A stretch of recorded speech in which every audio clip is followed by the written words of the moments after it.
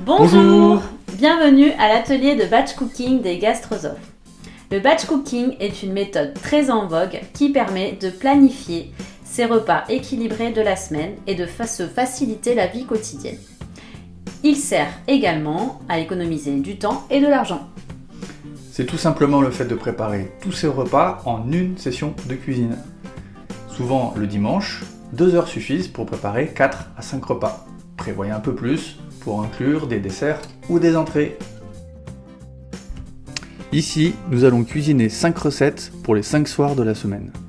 Nous allons vous montrer comment s'organiser pour préparer plusieurs plats en même temps. Sur les documents joints avec cette vidéo, vous retrouverez toutes les recettes avec les quantités pour 4 personnes, ainsi que la liste des courses et du matériel qui vous sera nécessaire. C'est parti! Les cuissons, c'est ce qui prend le plus de temps. Il faut donc impérativement les anticiper. J'ai donc commencé par chauffer de l'eau dans cette casserole avec un petit peu de gros sel pour pouvoir blanchir les légumes. J'ai également, avant le début de la session de batch cooking, sorti le beurre afin qu'il soit ramolli à peu près 10 minutes avant. Pour commencer, nous allons donc faire la pâte brisée. Je travaille le beurre dans la farine jusqu'à obtenir un sable. Cela prend environ 5 minutes et les enfants adoreront le faire à votre place. J'ajoute l'eau et je boule rapidement. Je vous conseille de toujours garder un peu de farine à vos côtés pour vous aider à décoller la pâte des mains. Dans la foulée, je fraise en écrasant la pâte sur le plan de travail avec la paume de la main pour intégrer les derniers morceaux de beurre. Attention à ne pas trop insister, cela rend la pâte élastique. Et voilà, ma pâte est boulée, prête à aller au frigo. Ensuite, ce qui va nous prendre du temps, c'est de détailler et de laver tous nos légumes. Si vous avez des petites mains à la maison, n'hésitez pas à les solliciter. Je vais d'abord préparer ce qui va être blanchi, les asperges et les petits pois. À noter qu'aujourd'hui les petits pois seront surgelés car à l'heure où nous tournons, la saison commence tout juste pour en avoir des frais sur les étals des marchés. Mais vous en aurez facilement. Pour les asperges, cassez-en une pour enlever la partie dure, puis tronçonnez le reste au couteau. Je mets les asperges et 100 g seulement de mes petits pois à blanchir dans l'eau. J'ai le temps de détailler mes légumes. J'épluche et je découpe l'oignon. J'épluche l'ail et j'enlève son germe. Je coupe les champignons en lamelles, je détaille le chou-fleur et j'écote les radis en mettant bien les fans de côté. Je verse les sommités détaillées du chou-fleur dans le robot équipé de la lame du hachoir pour mixer. La semoule apparaît très facilement. Enfin, je râpe la betterave cuite avec la râpe à gros trous. En parallèle avec ces découpes, j'ai pris le temps de rincer les asperges et les petits pois qui ne sont restés que 5 minutes dans l'eau et j'ai passé un coup d'eau froide pour stopper la cuisson. J'ai récupéré l'eau de cuisson de mes légumes pour faire gonfler ma semoule avec les raisins secs. Et l'on va tout de suite attaquer la soupe. Pour ce faire, je fais revenir mes lardons dans une casserole sans matière grasse jusqu'à ce qu'ils soient bien dorés. Je réserve dans un récipient mes lardons en veillant à bien garder le gras du lard. Et j'ajoute l'oignon que je fais fondre jusqu'à coloration, puis les petits pois surgelés ainsi que l'eau et le bouillon cube. Et c'est lancé. Laissez cuire à feu moyen environ 20 minutes. Notez que pour gagner du temps et parce qu'il est moins mis en valeur, nous avions de toute façon prévu pour la soupe des petits pois surgelés. Faisons maintenant la sauce tomate. Rien de plus simple, d'autant qu'elle va nous servir pour 2 préparations. Je fais suer mon oignon émincé dans un peu d'huile d'olive et j'ajoute l'ail puis mon concassé de tomates, ainsi que le sel, le poivre et les herbes. Ici, c'est un concassé acheté en magasin bio, mais il peut être issu de vos conserves et en été, nous aurions mis les tomates fraîches du jardin. Et voilà, la soupe est cuite. Je vais maintenant pouvoir rajouter les fans de radis que j'ai préalablement rincés.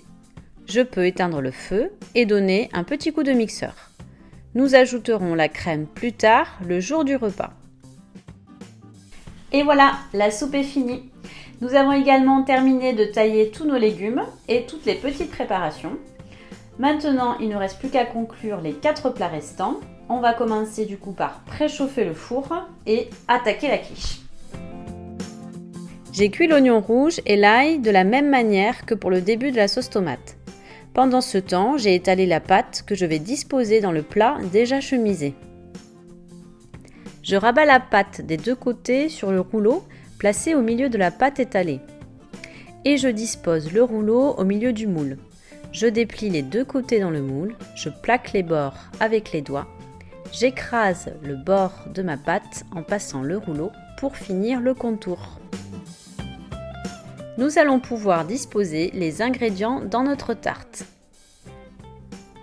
Je commence par étaler la fondue d'oignon, puis la roquette et enfin la betterave râpée. Je verse ensuite mon mélange à quiche, puis je parsème de fromage de chèvre et de thym. Vous allez le voir, nous avions oublié de mettre les petits pois juste avant. Heureusement, nous nous en sommes aperçus à temps.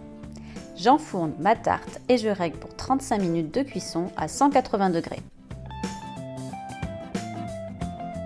Pour notre pizza sans gluten, nous allons aujourd'hui ne faire que la base. L'assemblage de la garniture et la cuisson finale ne se fera que le jour de la dégustation. Pour le mélange à polenta, je mets d'abord la farine, la polenta, le sel et le curcuma. Ensuite, j'ajoute de l'eau que j'ai déjà fait tiédir et je remue vigoureusement. Le but est d'avoir un mélange bien homogène. Puis je verse ma préparation sur ma plaque protégée d'un papier cuisson. Ici, j'ai huilé le papier pour que ça dore en dessous. Après, j'étale sur 1 cm d'épaisseur et on donne la forme souhaitée. Ensuite, j'enfourne pour 20 minutes à 180 degrés.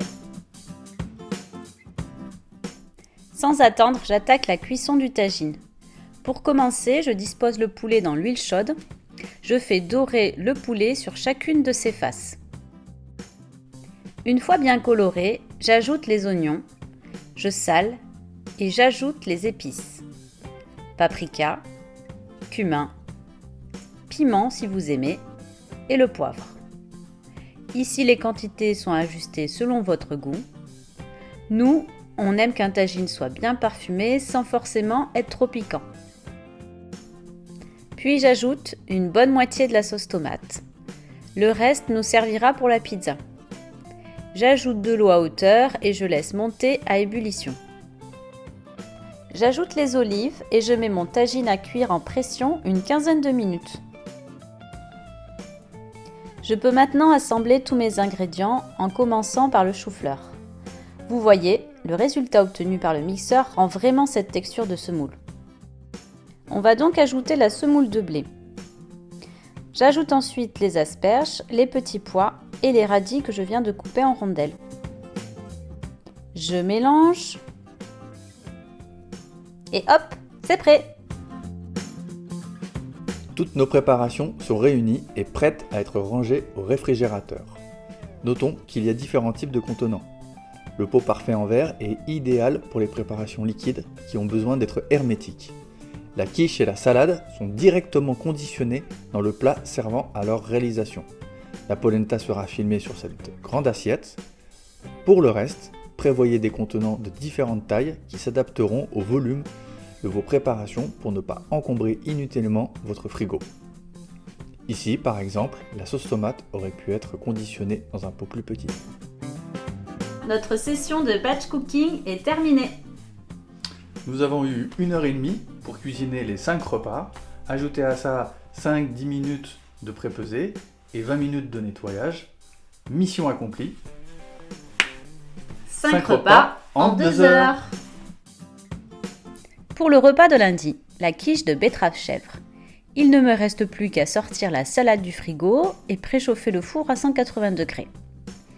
Ensuite, mettre la quiche 10 minutes au four juste pour la réchauffer et pendant ce temps, laver la salade verte. Une fois essorée, je prépare la vinaigrette en grande quantité pour en avoir d'avance. Et voilà, le repas est prêt en 15 minutes. Ensuite, mardi, on mange le tagine de poulet aux olives. Je fais cuire un riz basmati blanc façon pilaf, le temps de réchauffer le tagine dans une casserole. Je fais chauffer les grains de riz dans un peu d'huile. Ensuite, Je verse 2 fois le volume d'eau salée quand les grains sont transparents. Je laisse monter à ébullition 5 minutes, puis je couvre et laisse cuire à feu doux 10 minutes. Et voilà, le repas est prêt en 15 minutes. Pour le repas du mercredi, je commence par allumer le four à 180 degrés. Je mets à réchauffer la soupe à feu doux et je prépare les tartines de chèvre chaud. Pour cela, je coupe des tranches de pain, je mets des rondelles de bûche de chèvre dessus et j'enfourne 10 minutes. Une fois les tartines dorées, je parsème de thym et d'un bon filet de miel. Une fois la soupe bien chaude, je crème et j'ajoute les lardons. C'est prêt! Pour notre 4e repas de la semaine, le taboulé de chou-fleur printanier. Je prépare l'assaisonnement en pressant le jus d'un citron jaune et d'un citron vert que je mélange à l'huile d'olive et au cumin. J'égoutte les pois chiches et les ajoute à la salade que je décore avec de la coriandre hachée. Est-ce que la table est mise? Car en ce qui me concerne, le repas est déjà prêt. À table! Et enfin, pour le dernier repas de la semaine, la pizza de polenta tant attendue. Je préchauffe le four à 200 degrés en avance, j'assemble la pizza, j'étale donc la sauce tomate sur la base de polenta, les champignons émincés, le fromage râpé et quelques olives. J'enfourne 10 à 15 minutes et je râpe les carottes pour l'accompagnement. J'ai déjà de la vinaigrette d'avance. Je sors donc la pizza et voilà, le repas est encore prêt en 15 minutes. Cet atelier de batch cooking du printemps prend fin. Maintenant, à vos tabliers, car c'est à vous de jouer et de régaler la famille. Nous remercions l'association Cap Nomade pour son matériel vidéo et ses conseils, le PNR et le CIVAM 09, ainsi que Constance Mallard pour le montage. Quant à nous, on se félicite également pour avoir relevé le défi d'avoir fait cette vidéo. À bientôt!